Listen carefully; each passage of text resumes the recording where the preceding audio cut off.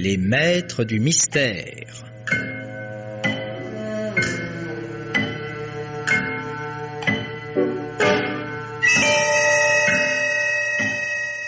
Parmi les chefs-d'œuvre de la littérature policière, Germaine Beaumont et Pierre Billard ont choisi pour vous ce soir Cadavres en vacances, un film radiophonique de Jean-Pierre Ferrière, avec Hélène Dieudonné, Germaine Kerjean, Jeanne Marquen, Henri Poirier, Geneviève Morel, Serge Rousseau, Jean Bollot, Colette Castel, Clément Béram et Claude Bertrand.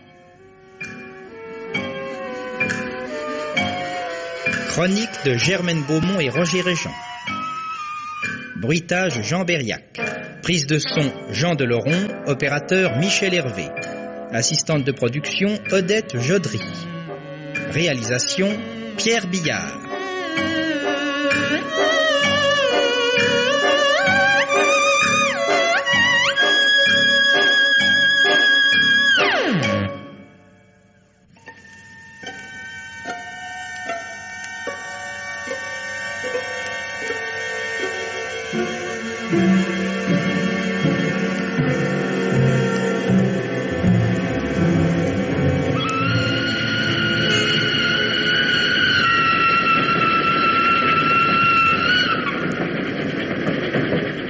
Berthe, as-tu bientôt fini d'arpenter le compartiment? Il me tarde tant d'être arrivé. Songe que c'est la première fois que nous partons en vacances depuis notre voyage à Lourdes, en 49. Eh bien, ça n'est pas une raison pour te conduire comme une gamine. Dire que nous allons bientôt voir la mer, c'est merveilleux. Je me demande ce qui a poussé notre cousine Léone à nous inviter dans sa pension de famille. Peut-être se sent-elle un peu seule. Je crois plutôt qu'elle pense à l'héritage. N'oublie pas que nous sommes ses seules parentes. Ma petite Totote. Oh, elle en a assez d'être enfermée dans ce vilain panier d'osier. Je vais lui faire une petite promenade dans le couloir. Je te l'interdis. Oh. La Ciotat n'est plus qu'à une 50aine de kilomètres. Nous serons bientôt arrivés.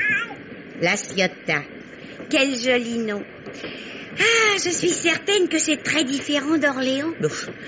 Pour des femmes de notre âge, toutes les villes se ressemblent. Tu crois vraiment que notre petite chatte n'ennuiera pas cousine Léone? Ah, je voudrais bien voir ça. Une personne que nous avons hébergée 3 mois pendant la guerre. Je me souviens qu'elle n'avait pas très bon caractère. Elle n'a pas dû s'améliorer en vieillissant. Pourvu qu'il n'y ait pas de chien à la pension.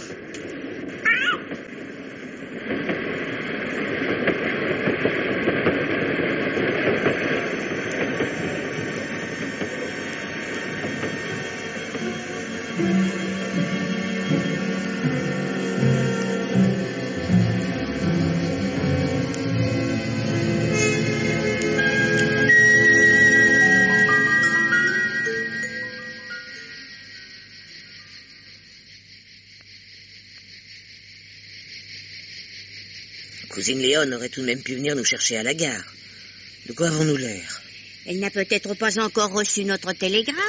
Je vois pas pourquoi les PTT marcheraient moins bien ici que dans le Loiret. Je sais que les méridionaux ont la réputation d'être assez paresseux, et tout de même. Ah, ça sent bon. L'odeur des pains. Écœurant.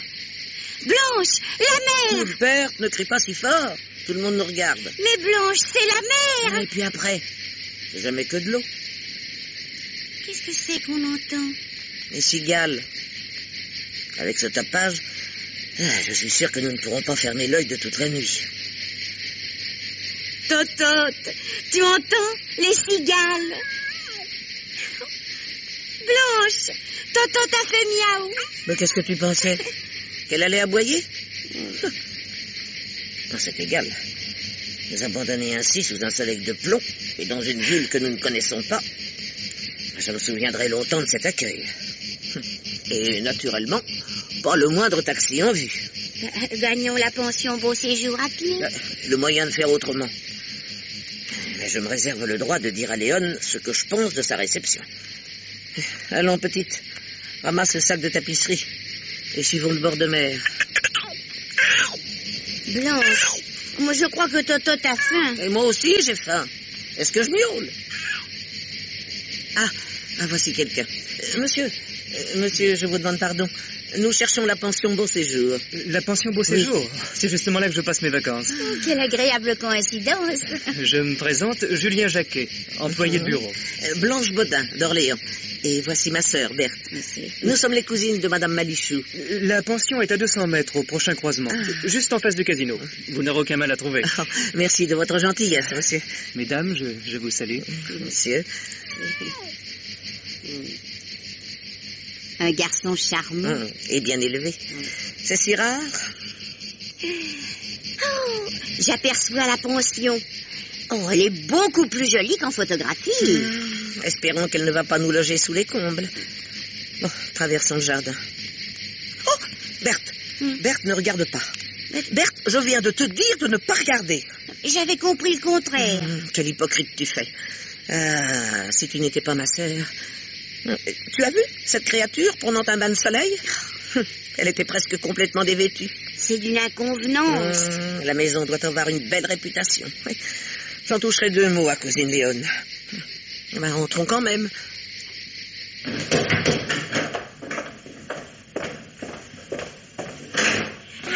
cousine Léone, elle est en train de téléphoner. Elle n'a pas l'air de se soucier beaucoup de notre arrivée. Approchons tout de même. Allô? Comment? Non, rien du tout. Absolument aucune nouvelle de lui depuis hier soir. Et vous ne l'avez pas vu? Vous êtes sûr? Oui, demandez-lui, vous serez gentil. Ah, vous voilà, Berthe et Blanche. Je suis dans tous mes états. Un de mes clients a disparu. Vous parlez d'une histoire. Allô? Oui. Il ne l'a pas vu non plus? Si nous n'avons rien d'ici ce soir, je serais bien forcé d'avertir la gendarmerie. Merci encore, et au revoir. Alors, cousine, vous avez fait bon voyage? Oui, excellent, excellent. Mais dis-moi, que se passe-t-il? Un petit ennui. Vous savez que Monsieur Varesco, mon plus fidèle client, a été victime il y a 6 mois d'un grave accident de voiture qui l'a privé de l'usage de ses jambes. Oui, tu nous l'as écrit. Et c'est lui qui... Mais non, mais il n'était pas seul dans la voiture. Son neveu, un jeune homme de 28 ans, Monsieur Sinclair, l'accompagnait. Le fou? Comment? Mais d'après ce que tu disais dans ta lettre, il est un peu fou, non? Oh, fou comme tu y vas. Monsieur Sinclair a simplement subi un grave choc nerveux. Oui, c'est la même chose. Et alors? Eh bien, ce jeune homme a quelquefois des crises. Oh mon Dieu, il n'est pas dangereux au moins? Mais pas du tout, cousine. Tu penses que dans ce cas, il serait interné?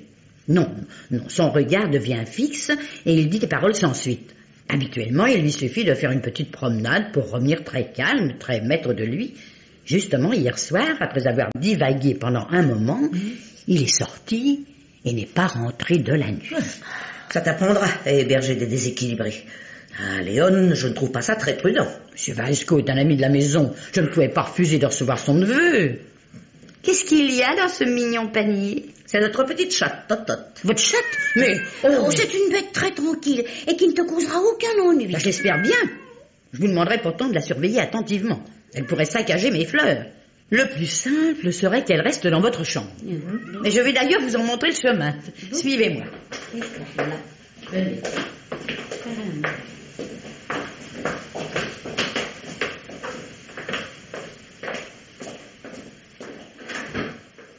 Là.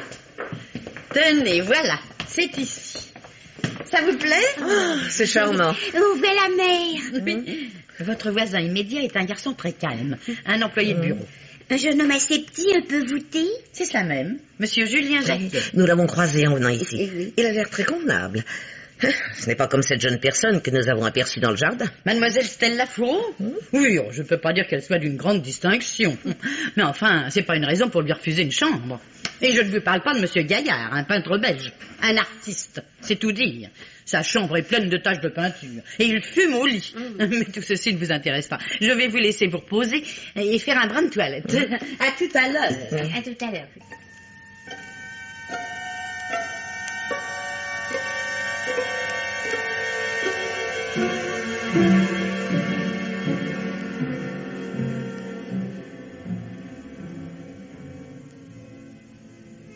Madame Malichou, Oui, Monsieur Varesco. avez-vous appris quelque chose de neuf? Rien, hélas. Personne n'a vu votre neveu. Je commence à être très inquiet. Si je n'étais pas cloué sur ce fauteuil roulant. Oui, attendons le déjeuner. La faim le fera peut-être revenir. Oui, oui, peut-être. Comptez sur moi pour vous avertir dès qu'il y aura du nouveau. Merci, Madame Malichou. C'est bien naturel, monsieur Varesco. Salut, collière de mon cœur. Bonjour, monsieur Gaillard. Pas de nouvelles du dingue? Non, monsieur Gaillard. Monsieur Sinclair n'a pas encore donné signe de vie. Cela n'a d'ailleurs pas l'air de beaucoup vous affecter. Oh, vous savez, moi, je le connais à peine. Hein. Avez-vous vu Mademoiselle Fourreau? Elle prend un bain de soleil au jardin. J'ai décidé de la croquer. Pardon? Oui, de la dessiner, si vous préférez. Qu'allez-vous imaginer? Le pire, comme d'habitude. Oh, monsieur Gaillard, vous êtes impossible. Oh, c'est bien ce qui fait mon charme. Vous m'accompagnez? J'ai décidé de transporter mes azalées au premier étage. Elles seront plus en sûreté. Et que craignez-vous? Les chats.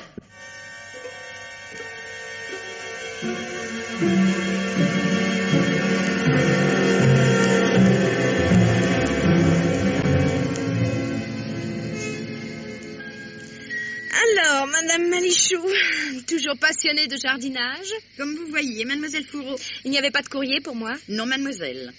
Puis-je me permettre de vous conseiller de passer quelque chose d'un peu plus habillé pour le déjeuner? Oh, soyez tranquille, je n'ai pas l'intention de provoquer votre clientèle. Merci pour elle. À plus tard. À plus tard. Non, mais vous l'avez entendu, Bernard? Quel vieux chameau. Ah, jalouse de votre beauté, à n'en pas douter.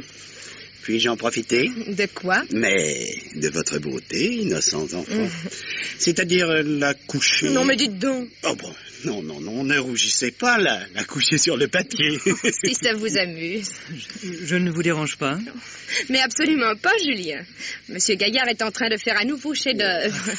Installez-vous à côté de moi. Ça ne vous gêne pas, cher grand artiste? Ah, je m'y ferai. Vous n'avez pas trop chaud, Stella? Vous ne voulez pas que je vous apporte quelque chose à boire? Merci, vous êtes un ange, mais je n'ai besoin de rien. Vous êtes allé vous baigner? Oh. Je vous ai vu passer dans le jardin, tout fier. Vous ne m'avez même pas jeté un petit coup d'œil. Oh, mais enfin, soyez sûr que je ne vous ai pas vu, sans ça, Je vous pardonne. Mais ne bougez pas tout le temps comme ça, je ne peux pas travailler. Oh, travailler! C'est un mot qui, dans votre bouche, me fera toujours rire. Saviez-vous qu'il est arrivé ce matin 2 ravissants modèles pour vous, monsieur Gaillard? Non. Belle gosse? Très, Ah, jeune? très jeune. Enfin, d'un âge proche de l'enfance. Oh, alors ça ne me tente pas. Je n'en suis pas encore à courir après les gamines. Celles-là doivent avoir dans les 60, 65 ans. Ah, encore des monstres. Mais pourquoi parliez-vous d'enfance? Parce qu'elles sont très certainement en train d'y retomber. Ah, Dieu que c'est amusant.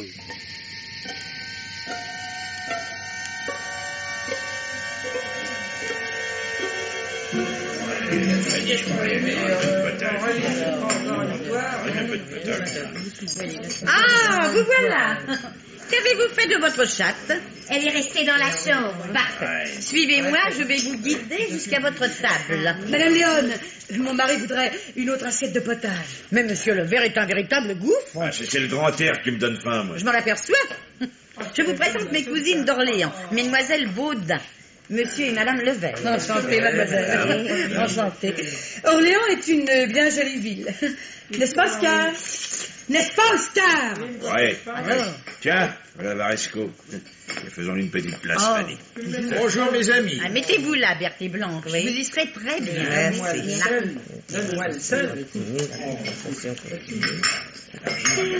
As-tu remarqué, Berthe? Mademoiselle Fourreau, Monsieur Jacquet et le peintre se sont installés sans saluer les autres pensionnaires. Et Monsieur Gaillard est en train de faire une imitation de Monsieur Levert, en train d'avaler gloutonnement son potage. En somme, il y a 2 clans, les jeunes et les moins jeunes. 2 clans qui ne semblent pas s'aimer énormément.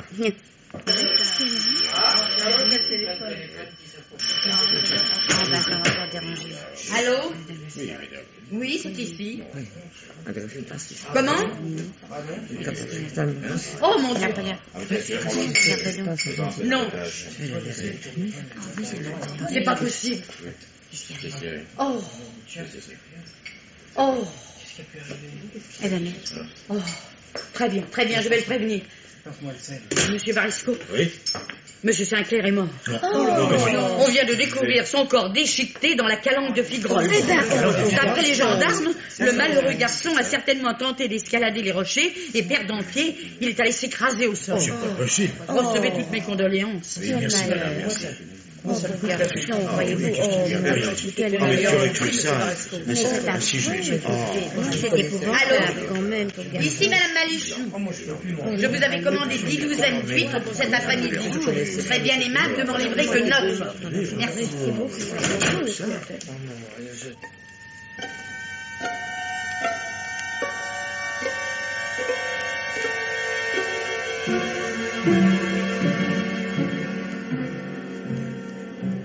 Et tu te trompes. Ou tu mens.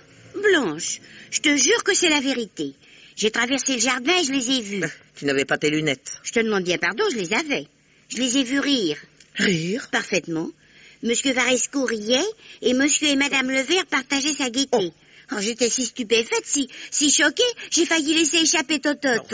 Comment monsieur Varesco pourrait-il rire aux éclats quelques heures après avoir appris la mort tragique de son neveu? C'est la question qui m'a tourmentée toute la journée. Oui. La nuit tombe. Retournons à la pension et tentons d'éclaircir ce mystère.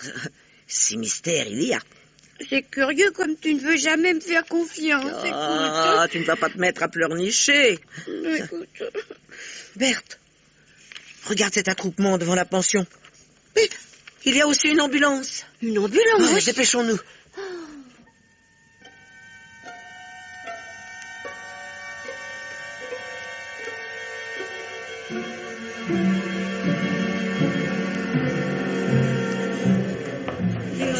Léon, que se passe-t-il?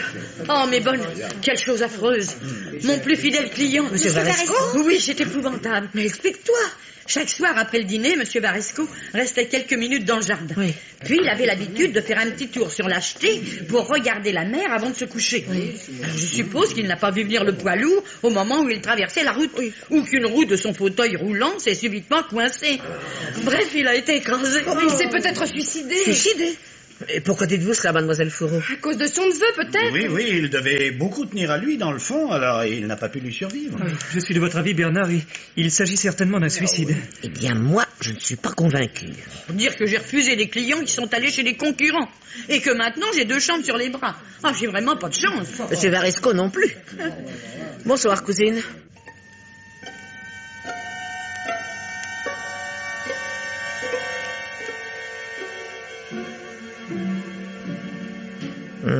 La mort de monsieur Varesco ne me semble pas tout à fait naturelle. C'est aussi mon impression. Et les réactions de mademoiselle Fourreau, du peintre et de monsieur Jacquet ne t'ont-elles pas étonné? On aurait dit qu'il voulait absolument se persuader du suicide de l'infirme. Berthe, tu pourrais me répondre quand je te parle. Berthe, que fais-tu à 4 pattes sous mon lit? Je cherche la chatte. Elle a disparu. Ah, voilà une autre histoire. Totote. Oh ben, elle a dû filer par la fenêtre. Je me souviens l'avoir laissée entrouverte. Oh, quelle imprudence. L'achat doit être dans la véranda. Bon, descendons.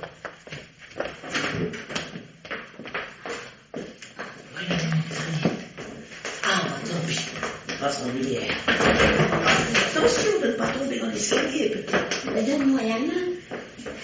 J'ai peur. Oh, ne fais pas la sotte, je suis là. Totote. Oh, elle n'est pas ici, elle aurait déjà répondu. Non, ben, viens par là. La porte de la véranda est ouverte. Je suis certaine que Totote est en train de gambader dans le jardin.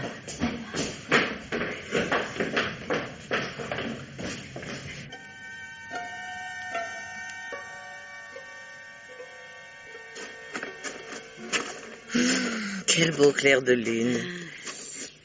Mon Dieu, Berthe, regarde à droite, la chaise longue. Mais je n'y vois rien, j'ai pas pris mes lunettes. Qu'y a-t-il? Mademoiselle Fourreau, en compagnie de monsieur Levert. Non. C'est du propre. Dans la journée, ils font semblant de ne pas se connaître, et la nuit... Tu crois qu'elle est ça? Enfin, qu'il existe quelque chose entre eux? Naturellement. Pour quelle raison voudrais-tu qu'ils se retrouvent à 1h du matin, dans un jardin désert? Pas si désert que ça. J'entendais pas. Oh, c'est madame Levert. Oh, elle vient par ici. Nous allons assister à un drame. Eh bien alors, qu'est-ce qui se passe? Raconte. Mais rien du tout. Comment rien? Eh bien, ils parlent tous les 3, comme de vieux amis. Quelle honte. Mais c'est incroyable. Mais quoi encore? Voilà monsieur Jacquet et monsieur Gaillard qui rejoignent les autres. Mais qu'est-ce que tout ça signifie? On dirait une réunion secrète. Blanche, c'est Totote. La Matine, sais-tu où elle est? Sur le rebord de notre fenêtre. Elle a dû faire une petite promenade sur les toits. Allez, vite, remontons vite.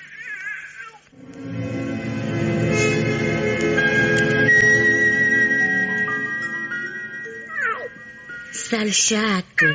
Sale chatte. Voyons. Quelle peut être la raison pour laquelle des personnes amies font semblant de s'ignorer devant des tiers? Car en somme, tout le problème est là. En tout cas, pour notre première journée de vacances, je trouve que 2 cadavres, c'est un peu beaucoup. Et les choses ne vont pas s'arrêter là. Tu peux me croire. Bonne nuit, petite. Bonsoir.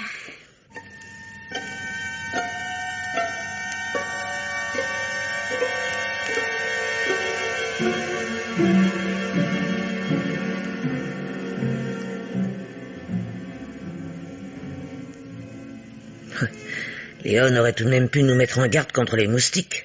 J'ai passé ma nuit à claquer des mains. Oh, Dieu merci, nous n'avons pas ça à Orléans. As-tu pensé à notre petit problème? Quel petit problème? Et la réunion secrète de la nuit dernière. Oh, j'avais oublié. Ce qui n'est pas pour me surprendre. Heureusement que j'ai de la cervelle pour 2. Voici quel est mon plan. Connaître la date exacte de l'arrivée de chacun des pensionnaires. Et pour cela, une seule ressource. Consulter le registre de Léon. Mais nous ne pourrons jamais nous en emparer. Et cousine ne nous permettra certainement pas d'y jeter un coup d'œil. Mais il faut l'éloigner de la véranda sous un prétexte quelconque. Voici ce que nous allons faire.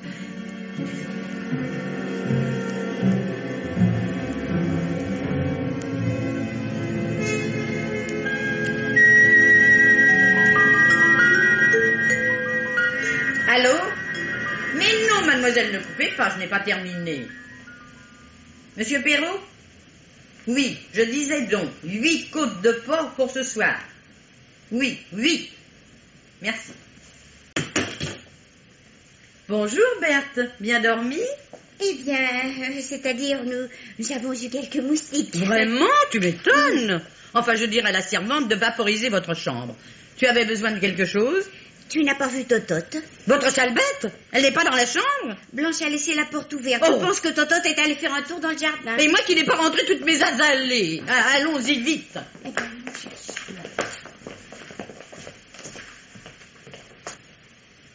La ruse a réussi. La place est vide. Où est ce satané registre? Le voici. Je vais recopier la liste des clients.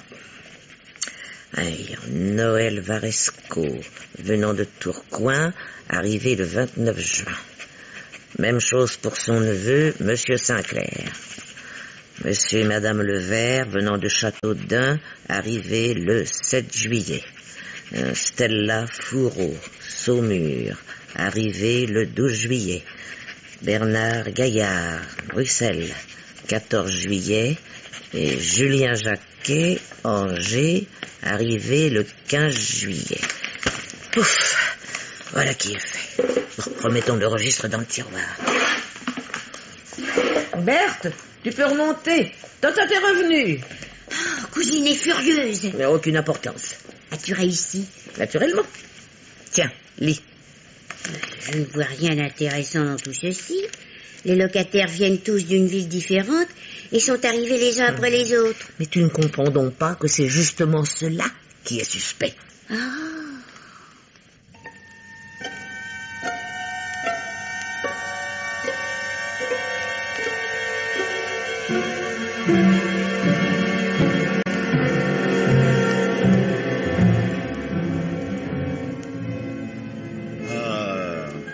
Quel sale temps.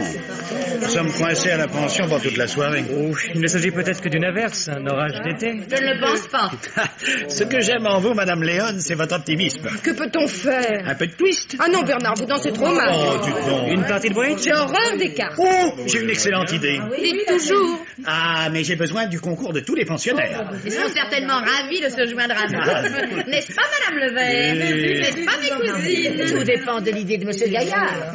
Jouons à l'assassin. Comment Il me semble qu'étant donné les circonstances... Quelles circonstances? Bernard a raison, quelles circonstances? Je ne sais pas, il me semblait que... Eh bien, vous aviez tort.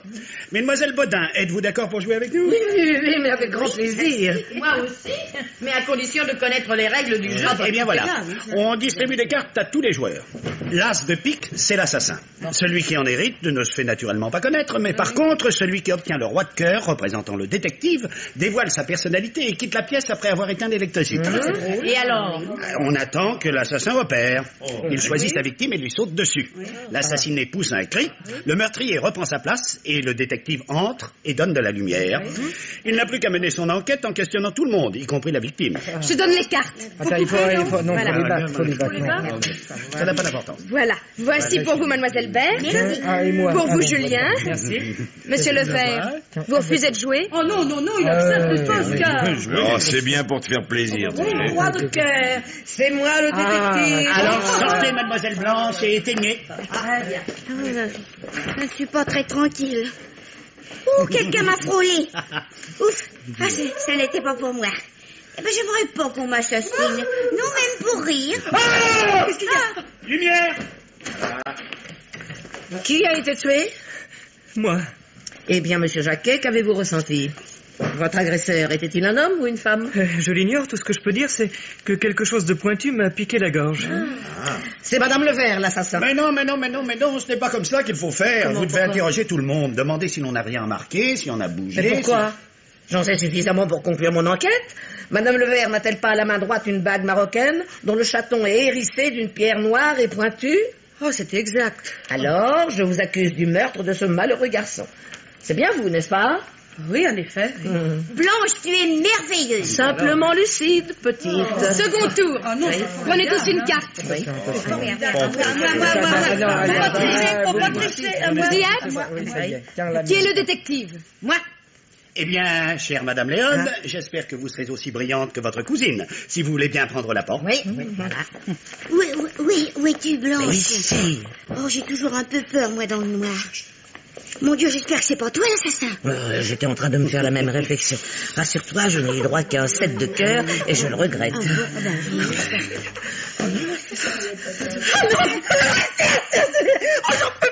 Non, ce jeu est stupide. Allumez l'électricité. Allez. Voyons, je n'aime bien ce genre de plaisanterie. Mais il faut vous en prendre à l'assassin. Mais il s'est endormi, c'est sûr. Où est Stella? Elle doit être allée se coucher en douce. Stella. Tiens, la pluie s'est arrêtée. Ah, je pourrais peut-être aller demain matin peindre le lever du soleil sur la colline qui domine la ville. Que se passe-t-il? Allons voir.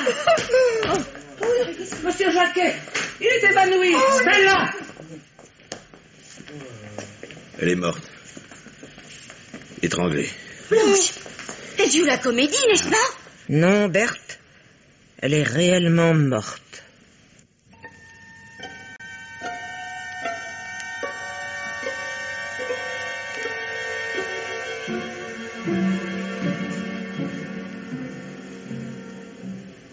Allô, oui. Vous avez bien entendu. Un crime. Un crime. C'est cela. Vous venez immédiatement. Très bien. L'inspecteur Bruno sera là dans quelques instants. Comment va monsieur Jacquet? Assez mal, je le crains. Je viens de le monter dans sa chambre, vous devriez appeler un médecin. Inutile. Il va certainement en venir un avec la police. Je ne sais pas si vous vous rendez compte qu'il y a un assassin parmi nous. Mais vous êtes folle, complètement folle. Excusez-moi, chère Madame Levert, mais vous m'avez tout de même pas la prétention d'affirmer qu'il s'agit d'un suicide. Oh, je sais plus. Oui, je sais. Le suicide se fait beaucoup actuellement. Ce pauvre monsieur Varesco. Sans compter la mort assez étrange de son neveu. Écoutez, parlons d'autre chose, je vous en prie. Hein. Ma femme est bouleversée, vous le voyez. Comme vous voudrez.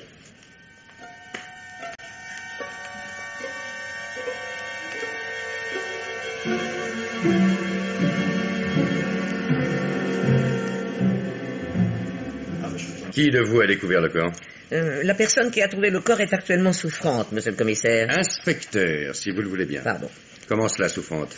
Le choc de la découverte a provoqué l'évanouissement, puis une forte poussée de fièvre chez monsieur Jacquet, un client de la pension. Quelles sont exactement les circonstances du décès? Eh bien voilà, nous avions décidé Ce n'est pas vous que j'interroge. Mais monsieur... Pardon. Nous avions organisé un petit jeu de société, le jeu de l'assassin. Je connais, stupide. Après une partie, la lumière revenue, nous avons entendu M. Jacquet hurler. Nous nous sommes précipités pour trouver Mademoiselle Fourreau privée de vie. J'ai sa fiche sous les yeux. Stella Fourreau, 26 ans, sans profession. 15 rue Jules Verne, à Saumur.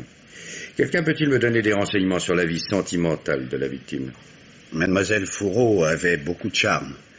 J'y étais personnellement assez sensible, mais nos relations restèrent purement amicales. Le malade était-il amoureux de Mademoiselle Fourreau? Commissaire, je suis en mesure de vous révéler des... Mademoiselle, je vous serai reconnaissant de n'ouvrir la bouche que lorsque je vous interrogerai. Eh bien, vous l'aurez voulu. Je répète ma question. Le malade était-il amoureux de Mademoiselle Fourreau? Pas à ma connaissance. La victime était-elle intime avec l'homme qui s'est suicidé hier soir? Monsieur Levert. Madame Levert. Oui. Monsieur Gaillard, vous ne savez rien, naturellement. Deux hommes qui partageaient votre existence ont trouvé la mort et personne n'a rien remarqué. Aujourd'hui, on étrangle une jeune femme presque sous vos yeux et c'est le même refrain. À croire que vous êtes tous sourds et aveugles. De qui se mettons la tête ici, hein? Je vous le demande. Rien à dire. Vous voulez jouer au plus fin avec moi, mes petits amis. Parfait. Mais je vous jure que je ne vous lâcherai pas comme ça. Je vous aurai à l'usure. Monsieur l'inspecteur, j'avais très envie d'aller demain matin peindre le lever du soleil sur la colline et... Qu'est-ce que vous voulez que ça me fiche? J'ai d'autres chats à fouetter. Faites attention à ce que vous dites, monsieur l'inspecteur. Nous aimons beaucoup les chats. Et nous détestons cette expression. Alors, monsieur l'inspecteur, mon coucher de soleil? Accordé. Mais je vous interdis de quitter le département. Nous irons avec vous, monsieur Gaillard. Le grand air fera du bien à ma femme. Avec grand plaisir. C'est fini les mondanités, oui? Monsieur l'inspecteur, ma sœur et moi sommes fatigués. Nous vous serions très reconnaissantes de nous laisser aller nous coucher. D'accord, je vais vous laisser vous reposer. Merci. Nous poursuivrons cet interrogatoire au commissariat entre 11h et midi. J'espère que d'ici là, notre nouveau Cézanne aura fini sa toile.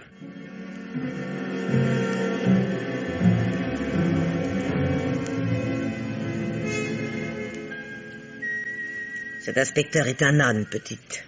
Il a refusé de nous écouter, il lui en cuira. Mais qu'allons-nous faire? Et comme d'habitude, mener l'enquête à sa place et démasquer le coupable. Dis-moi, Berthe, les chambres de la pension ont bien toutes la même disposition, cabinet de toilette et penderie? Oui, je crois. Pourquoi cette question? Je vais aller faire un petit tour chez les Levert avant qu'ils ne montent se coucher. Mais tu n'as pas leur clé? La nôtre ouvre toutes les portes. J'en ai déjà fait l'expérience. Je t'accompagne. Pas question. J'ai une mission à te confier. Laquelle? Aller voir monsieur Jacquet et savoir s'il est vraiment malade ou s'il joue la comédie. Rendez-vous dans notre chambre dans une vingtaine de minutes. Bon.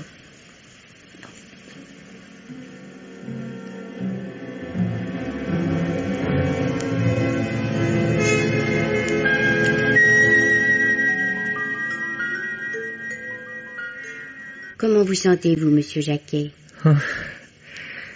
Assez mal. Oh. Avez-vous besoin de quelque chose? Non? Vraiment? Non, dites-moi, qu'ont-ils fait de Stella? Eh bien, elle... Enfin, on l'a fait transporter à la morgue, n'est-ce pas? Oh, c'est affreux. Je vous en prie, monsieur Jacquet. Je vous en prie, calmez-vous. Oh, je n'aurais jamais dû accepter. Oh, jamais. Maintenant. Mais accepter quoi? Oh, rien.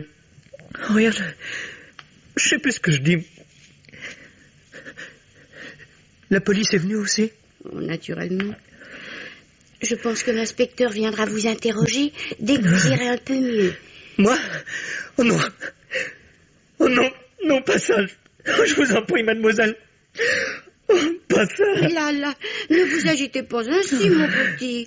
Je lui dirai que vous n'êtes pas en état de supporter sa visite.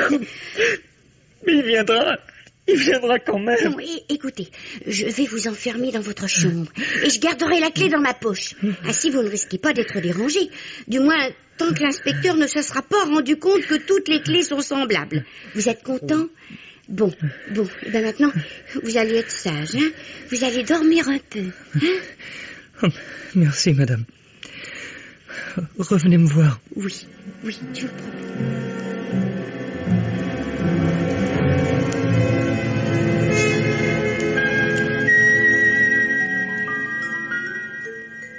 On ne peut pas dire que la penderie des Levers soit très confortable. Cette horrible odeur de naphtaline. Enfin, il faut savoir souffrir pour traquer la vérité. Ah, et voilà enfin. J'en peux plus, cette comédie tout de suite mes forces. Ah non, je t'en prie, Fanny, tu vas pas recommencer. Allez, partons, Oscar, partons avant qu'il ne soit trop tard. Allons. Nous n'allons pas revenir sur ce sujet. Il n'est pas question de quitter la ville. Mets-toi bien ça dans le crâne. Et d'ailleurs, même si nous en avions le désir, ça nous sera impossible maintenant à cause de l'enquête. Saint-Clair, puis Varesco, et maintenant celle-là, mais à quand le secours? Mais ce sont des coïncidences, tu entends? Saint-Clair était fou. Il a eu un accident. Et Varesco s'est suicidé de désespoir. Là. Quant à Stella... Eh ben, tu vois bien, ils l'ont tué. Pour une raison qui n'a rien à voir avec notre histoire. Ah non, Fanny! Ce sont peut-être les deux vieilles folles. Les cousines de la patronne qui ont fait le coup. L'important maintenant, c'est de ne pas nous séparer. C'est pourquoi j'ai demandé à Bernard de nous emmener demain matin sur la colline. Qu'est-ce que c'est que ça? Oscar, j'ai peur. Ça vient de la penderie. Vous? Bonsoir, monsieur Levert. Je vous demande de m'excuser, je me suis trompé de chambre. Ouais, on dit ça. Mais que voulez-vous dire? Rien. Bonne nuit. Bonne nuit. Et encore pardon.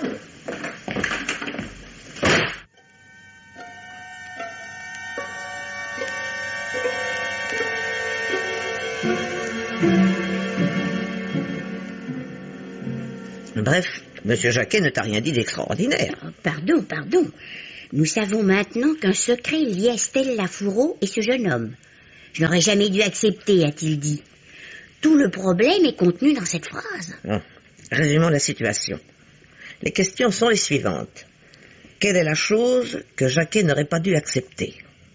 Pourquoi Fanny Levert a-t-elle peur de subir le même sort que Varesco?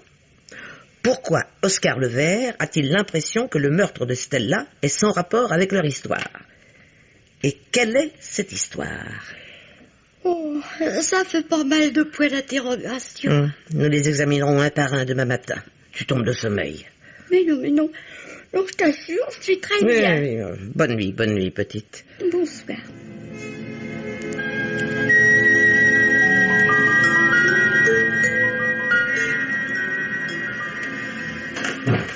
Bonjour, mademoiselle Baudin. Bonjour, monsieur Gaillard. Déjà levé? Ah, la montagne m'appelle. Les Levers aussi, d'ailleurs. Ils sont descendus depuis un bon quart d'heure.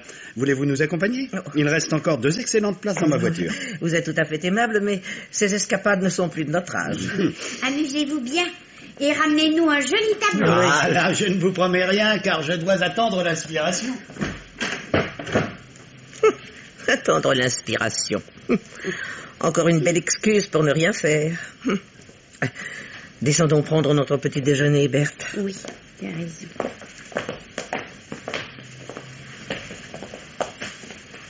Allô, monsieur Perrault? Ici madame Malichou, pension Beau Séjour. Je voudrais 4 tranches de foie pour ce soir. Oui, c'est cela. Ajoutez-y quelques déchets. Nous avons une chatte à la maison. Merci pour totote, cousine Léone. Mais c'est tout naturel. Avez-vous lu les journaux? Regardez le titre de la Dépêche du Midi. Oui. Le mystère de la pension sanglante. Un cadavre par jour. Et celui du petit méridional. Une nouvelle auberge rouge. Je suis folle de rage. À croire que les journalistes veulent ma ruine. Je crois que tu as tort de t'inquiéter. De nos jours, les gens adorent ce genre d'histoire. Ils vont arriver en masse et exiger de coucher dans la chambre du crime. J'espère que tu dis vrai. Excusez-moi, je dois faire un saut à la cuisine. Oui. Berthe, allons voir monsieur Jacquet. Maintenant? Oui, la maison est vide. Nous ne trouverons jamais une occasion plus favorable. J'ai beaucoup pensé à lui toute la nuit. Il est faible, désemparé et certainement désespéré de la mort de mademoiselle Fourreau. Bref, en excellentes conditions pour être questionné et pour avouer. Avouez quoi? Un peu de patience, et nous le saurons.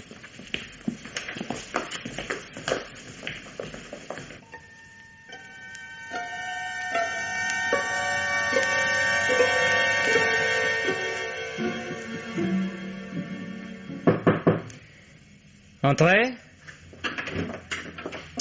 Comment vous portez-vous aujourd'hui, monsieur Jacquet? Un peu mieux, mais ce n'est guère brillant. Vous êtes tout de même en mesure de parler. De parler? Oui.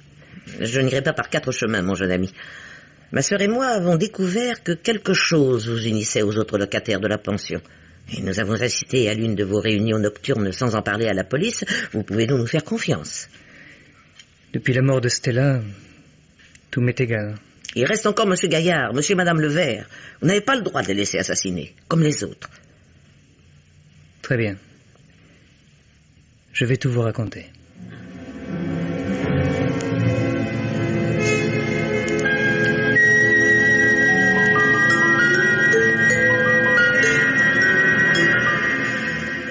Tiens, monsieur l'inspecteur.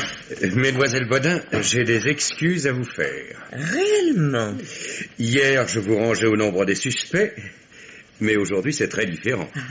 Je n'ignore plus rien des innombrables services que vous avez rendus à la police orléanaise. Oh, taisez-vous, inspecteur. Vous allez nous faire rougir. Nous n'avons fait que notre devoir, en prêtant la main à certains de vos confrères. J'admire votre modestie. Bien des femmes n'auraient pas eu votre courage. Monsieur l'inspecteur. Je vous demande donc de me pardonner et aussi de m'aider à résoudre le mystère de la pension Beau Séjour. Mystère résolu, inspecteur. Comment? Déjà? Vous êtes grande. Oui, on le dit. Puis-je savoir? Ben, naturellement. Prenez un siège.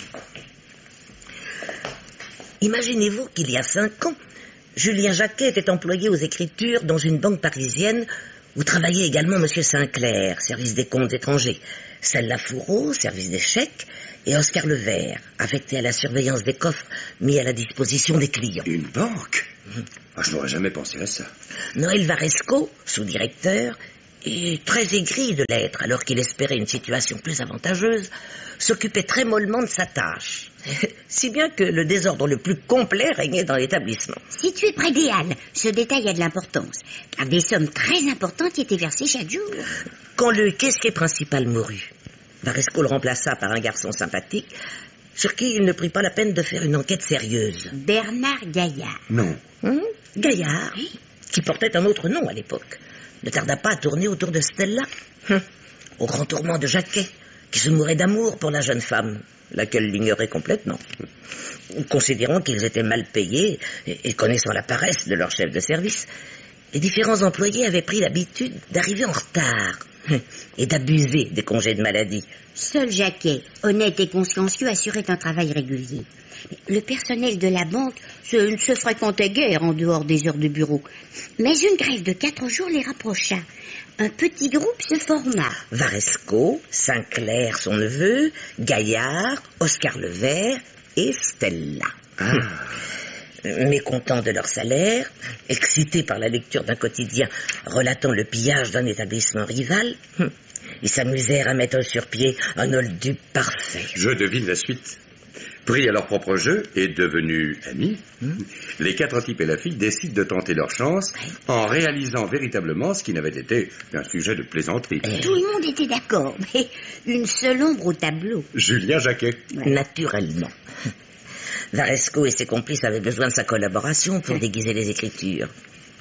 Alors, on chargea donc Stella de le séduire, ce qui n'offrait aucune difficulté, et de le persuader de se joindre à la bande. D'abord réticent, le pauvre jeune homme, grisé par les attentions dont le comblait la traîtresse, finit par accepter de participer à l'opération. Mais il faut préciser que la banque, tout en fermant ses guichets à 4 heures, permettait à ses clients de faire des versements jusqu'à 6 heures.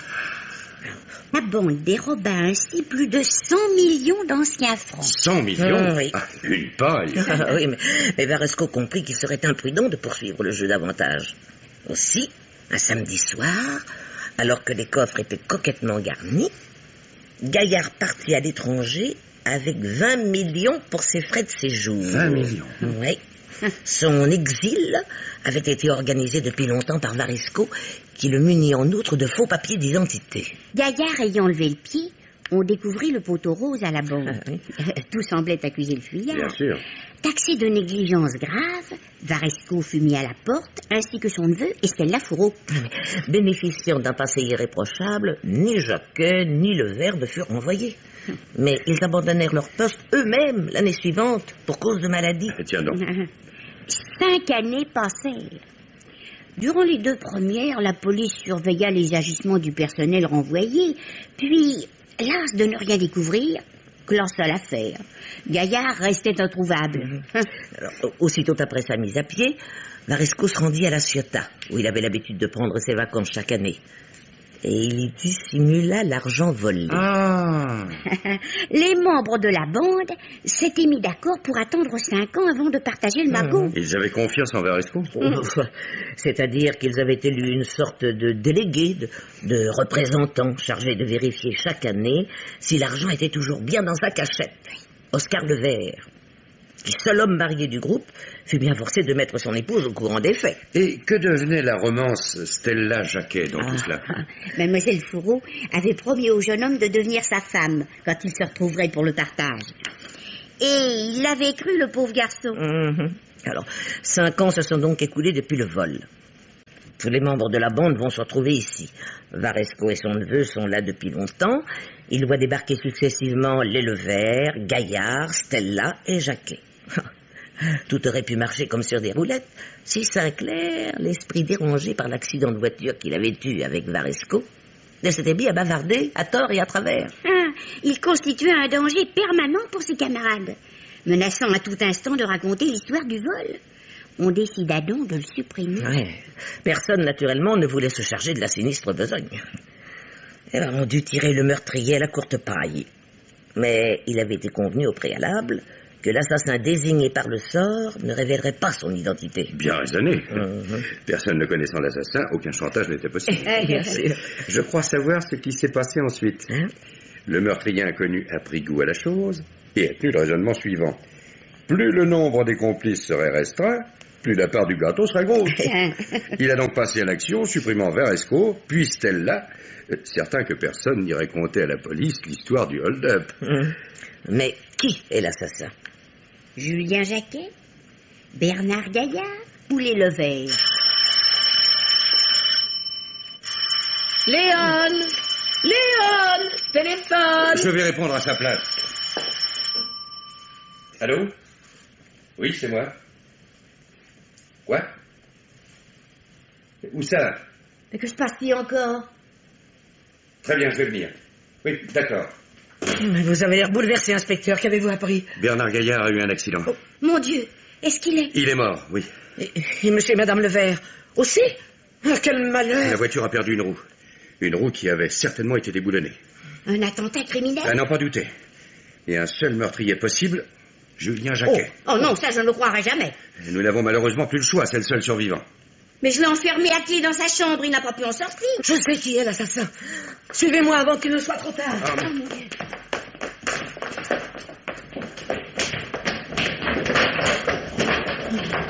Mais mademoiselle Blanche, où courez-vous? C'est monsieur Jacquet.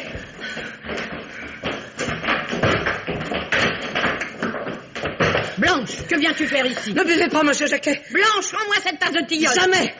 Arrêtez Léon, inspecteur. C'est elle, l'assassin.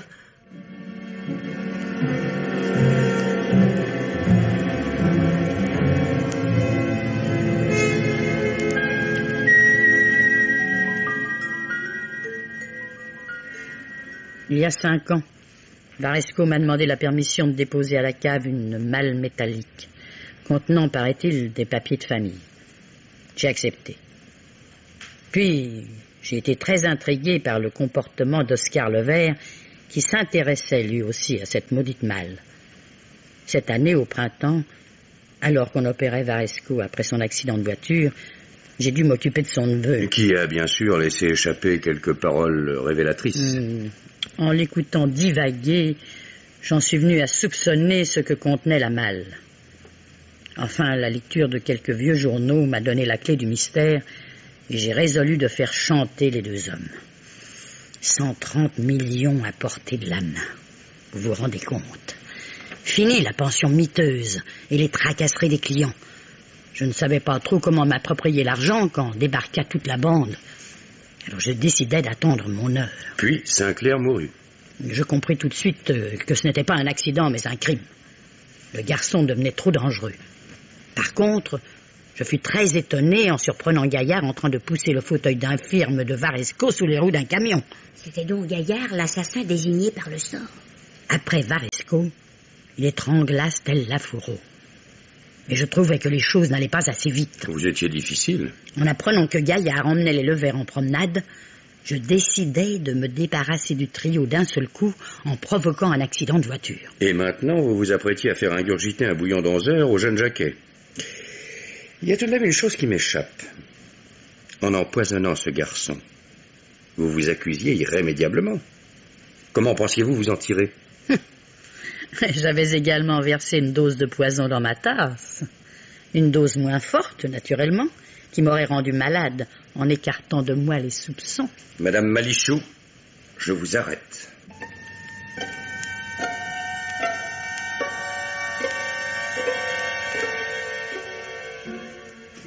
Blanche, comment as-tu compris que Léon était la meurtrière?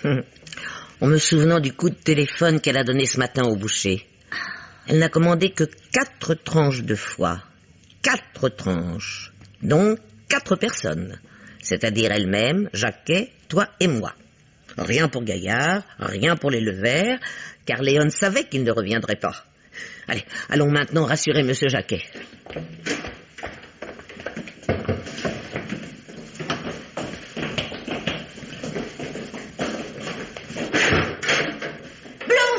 La chambre est vide. La cave aussi, j'en suis sûr. La cave, que veux-tu dire? Tout simplement que notre jeune ami s'est enfui avec le magot sous notre nez.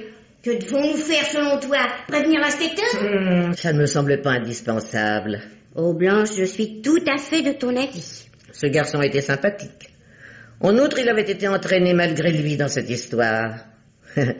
Il mérite qu'on lui laisse sa chance. Sa chance, ma pauvre Blanche. Bien mal acquis ne profite jamais.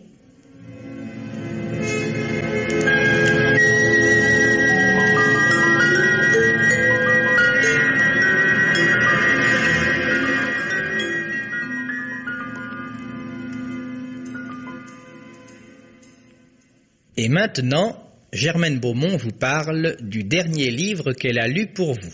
Il est difficile d'imaginer une atmosphère à laquelle convienne mieux l'épithète de suspense que celle du dernier roman policier de Louis C. Thomas, intitulé Manie de la persécution, et que publient les éditions de Noël.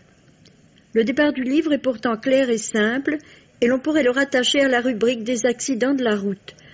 2 routiers se dirigeant à l'aube vers Nice aperçoivent une décapotable écrasée au fond d'un ravin. Une jeune femme éjectée au moment de la chute gît évanouie dans les buissons, sans autre dommage toutefois que des contusions multiples. Mais de la voiture, on parvient à extraire un homme dont on doute qu'on pourra le sauver. On y parvient cependant malgré une double fracture du crâne.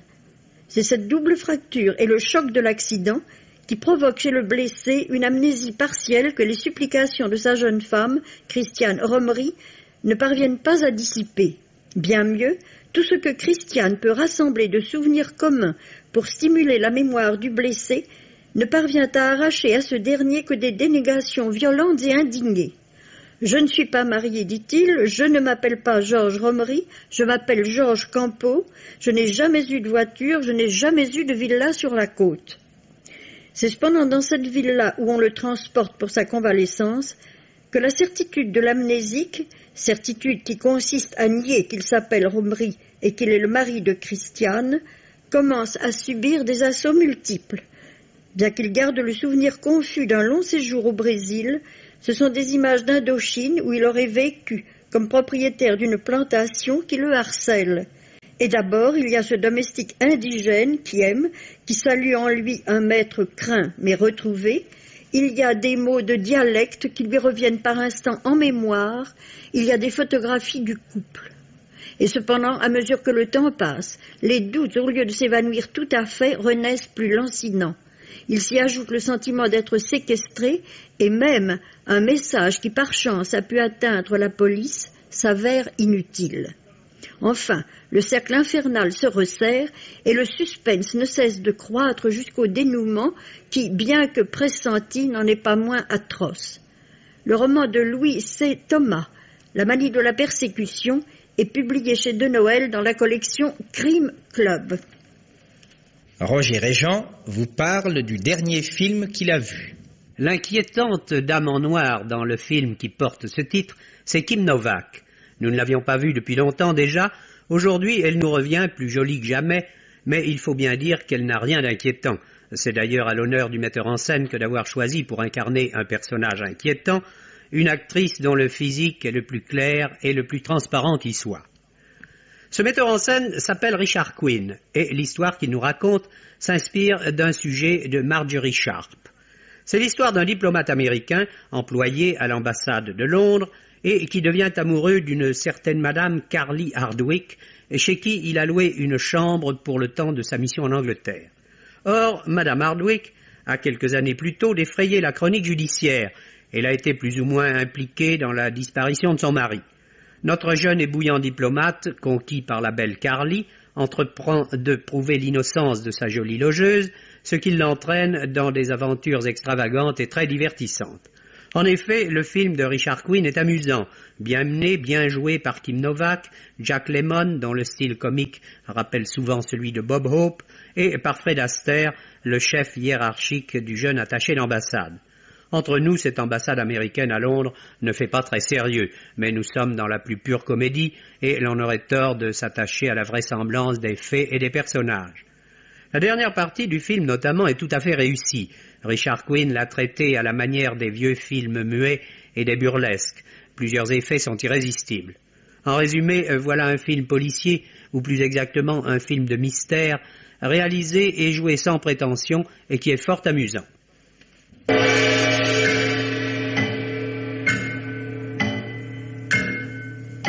Les maîtres du mystère.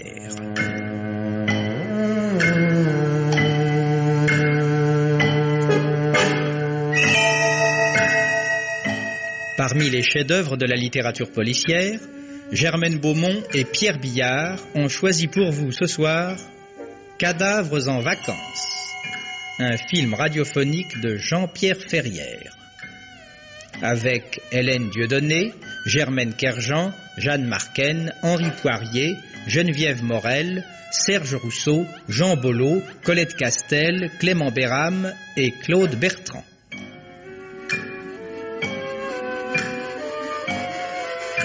Chronique de Germaine Beaumont et Roger Régent. Bruitage Jean Berriac. Prise de son Jean Deloron, opérateur Michel Hervé. Assistant de production Odette Jaudry. Réalisation Pierre Billard.